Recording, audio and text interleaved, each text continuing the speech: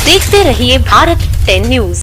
Majhola Pilibhit railway ground में सभा को संबोधित करते हुए उत्तराखंड के मुख्यमंत्री पुष्कर सिंह धामी ने जितिन प्रसाद के लिए मांगे जनता से वोट।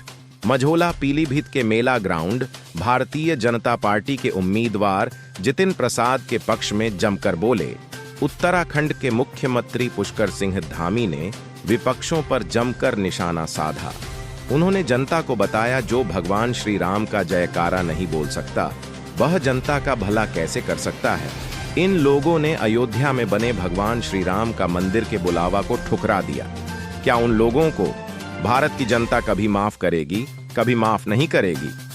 मुख्यमंत्री पुष्कर सिंह धामी ने भारतीय जनता पार्टी के द्वारा किया गया विकास के बारे में उनकी उपलब्धियां गिनाई। इस बार फिर से मोदी सरकार, अब की बार 400 पार के नारों से पूरा पंडाल गूंज उठा।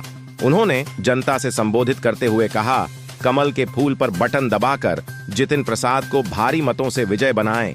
इस सभा में गन्ना राज्य मंत्री संजय गंगवार, भाजपा जिला अध्यक्ष पीलीभीत संजीव प्रताप सिंह, विधायक बरखेड़ा स्वामी प्रवक्तानंद, पूर्व मंत्री हेमराज वर्मा, मझोला चेयरमैन निशांत प्रताप सिंह, पूर्व मझोला चेयरमैन अजय गोयल, प्रकार योगेश बड़गोती सहित हजारों लोग मौजूद थे।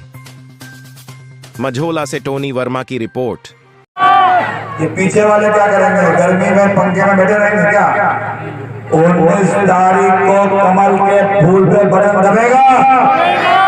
अब मालूम पड़, एक एक वोट कमल के फूल पर जितिन प्रसाद के लिए तो होगा ही, मगर यह भी शर्त है कि जितिन प्रसाद तो माध्यम है। एक एक वोट कमल पे प्रधानमंत्री नरेंद्र मोदी जी के लिए होगा, उनके तीसरे कार्यकाल के लिए होगा। और ये हम लोगों का सौभाग्य प्राप्त हुआ कि 10 वर्ष में प्रधानमंत्री जी का आगमन पीलीभीत लोकसभा में प्रथम बार हुआ। ये अपने आप में एक संदेश है। ये आने वाले तीसरी बार जब मोदी सरकार बनेगी तो हमारा जनपद पीलीभीत खास प्राथमिकता में रहेगा। ये प्रधानमंत्री जी के आगमन से साबित हो गया है।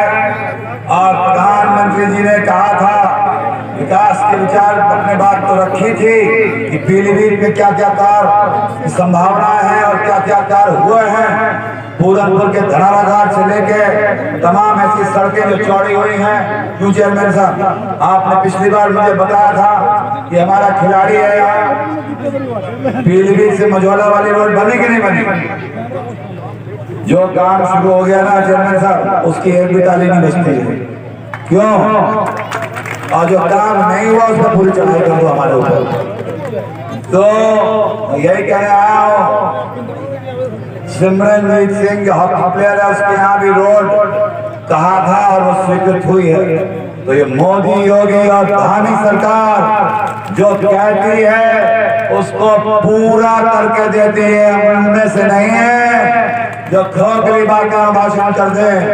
और यहाँ मुख्यमंत्री जी का आगमन हुआ है, मुझे पूरा विश्वास है कि आप लोग उनके विचारों को सुनेंगे और आने वाले समय में जो भी काम उत्तराखंड में पड़ेंगे उसकी गारंटी जितिन प्रसाद देता है। मुख्यमंत्री जी के सामने कोई काम होगा उत्तराखंड का, मुख्यमंत्री जी उसे करा के पूरा कराएंगे, मैं आश्वस्त करता हूँ। और इतना ही कहना चाहूंगा कि प्रधानमंत्री जी ने उस दिन अपने विचार में कहा था संबोधन में, ये सपा बसपा कांग्रेस ये वो विचार है जिन्होंने प्रभु राम की प्राण प्रतिष्ठा का निमंत्रण ठुकराया था। और ये कहा था प्रधानमंत्री जी ने उस जनसैलाब से, क्या भारत में जो प्रभु राम का आदर ना करे क्या वो पनप पाएंगे? क्या आप उन्हें पनपने देंगे? क्या आप उनको पनपने देंगे? और एक और चीज कही थी प्रधानमंत्री जी ने, ये 9 दुर्गे चल रहे हैं, इसकी शुभकामनाएं देता हूँ। पहले दिन आए थे 9 दुर्गों के, और 17 तारीख जब चुनाव प्रचार खत्म होगा, आखिरी दिन रामनवमी होगी, प्रधानमंत्री जी ने अनुरोध किया था एक एक व्यक्ति से कि मोदी जी का प्रणाम और मोदी जी का राम राम हर घर घर पहुंचा देना, पहुंचाएंगे ना। अब ताली बजाने से काम नहीं चलेगा, बटन दबाना पड़ेगा। और 19 तारीख को कमल वाला खाना शाम तक इतनी रगड़ लग जाए कि रंगा हुआ नजर आएगा कि नहीं आएगा। और यहाँ सिख समाज के लोग भी, मुख्यमंत्री जी बाहर निकालने का काम किया है। इसलिए आज पूरा देश मोदी जी को अपना परिवार मानता है।